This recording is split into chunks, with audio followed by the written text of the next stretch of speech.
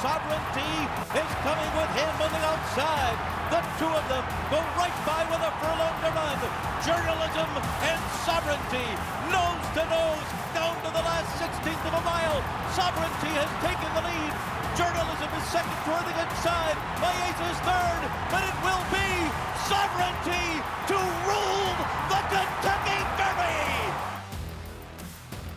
Well, this past Saturday, it was Sovereignty who won the 151st running of the Kentucky Derby. He also gave jockey Junior Alvarado his very first Kentucky Derby win, and Junior joins us live on the show right now. Junior, first off, thanks for joining us here on FanDuel TV. Congratulations to you once again.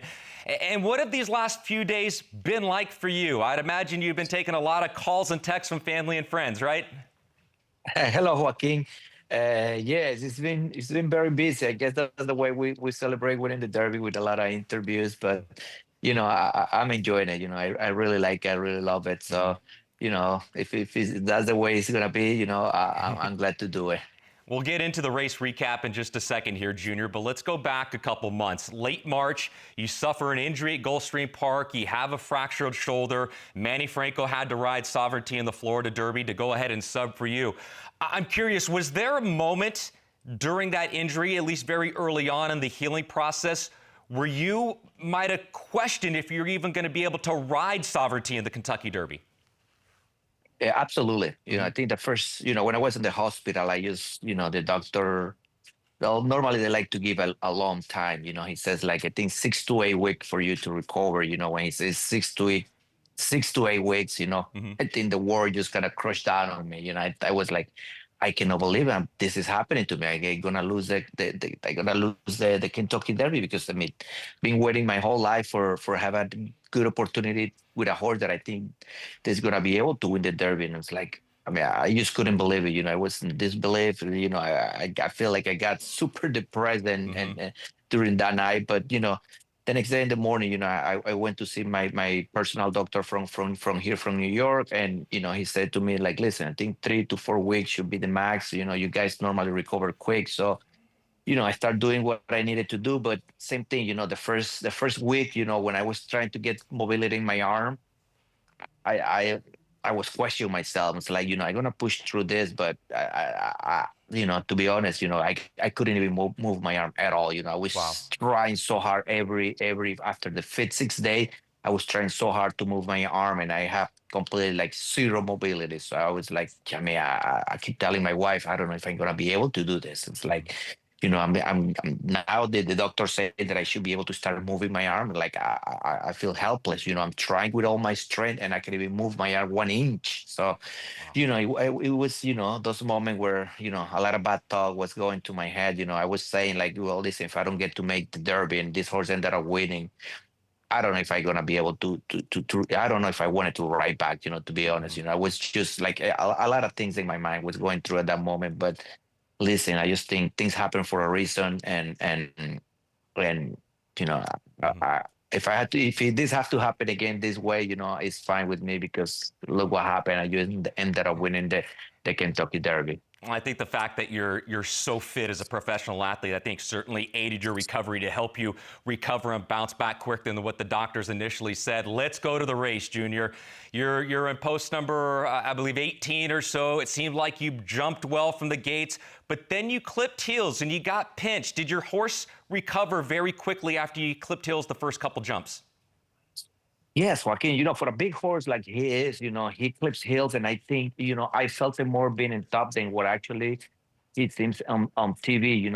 He grabbed the horses, the number 19 heels, and for a couple seconds, I got very worried, because I was like, oh, I hope he didn't lose his shoes, because with a track like it was in Kentucky, very muddy, I didn't want my horse to losing his shoes, because I wanted to make sure he get a good hold of it. And then it was the first time running the muddy, so I would use everything to go perfect. I was like, oh no, how is this happening just now at the beginning of the race? But he was a pro. He handled everything that was thrown at him and during the race, and he ended up getting me to the wire first. Going into the first turn, you were able to save ground on the first turn. Were you able to get over to the rail fairly easily in this Derby trip? Yeah, that was the plan. I know Mr. Mo, we talked in the week, and there wasn't much really how to ride a horse or where to put it.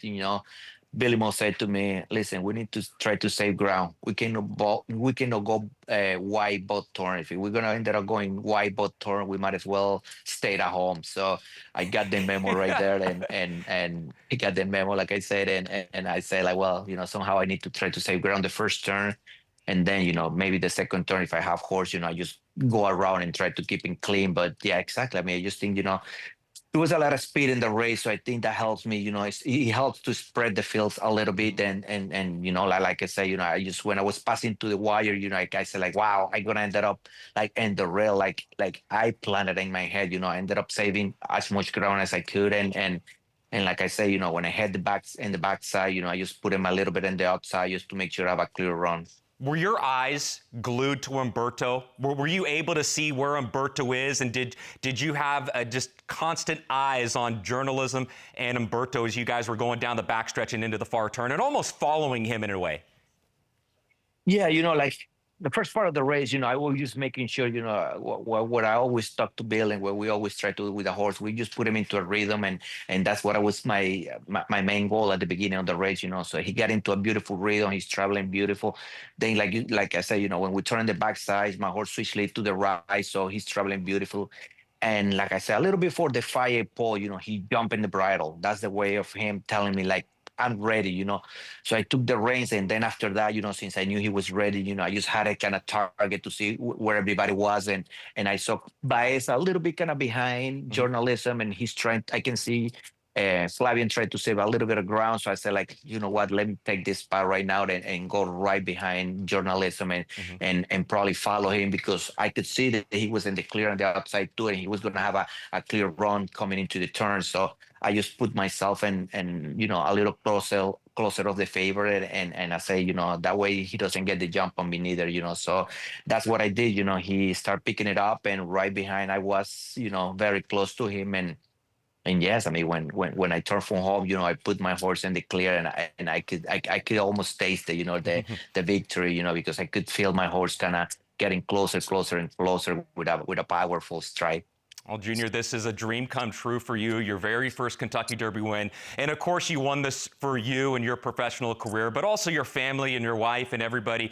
But what about your agent and other people that were close to you? Because Mike Salito, off the top of my head, Junior, he's been your agent for maybe 10 plus years or so. How special was this for you to do it for an agent like Mike Salito, who's been so loyal to you? Yeah, he's been very loyal, almost like part of the family too. He's been through ups and downs with me every time I got injured. I've been out for 6, 8 months, and he just stick with me. He never gets somebody else. He just wait for me until I come back. You rarely see this. So that going into this derby, and winning the derby, I knew it meant a lot for him too. And like I say, he just winning the derby for Mr. Mott, winning the derby with my Mhm. agent Mike Salito, who's been throughout my career and ups and downs. It was just very very special moment for me, and like I said, for my family too. Well, Junior, thank you so much for joining us live here on FanDuel TV. From all of us at FanDuel, congratulations to you on your very first Kentucky Derby win. I know, unfortunately, we're not going to see Sovereignty at the Preakness Stakes. That's not your decision. That's not your area there. So we will see you and Sovereignty at the Belmont Stakes. Junior, thank you so much once again, and congratulations on the Derby win. Thank you very much, Joaquin. All right, Junior Alvarado joining us here on FanDuel TV as we take you out to Kempton.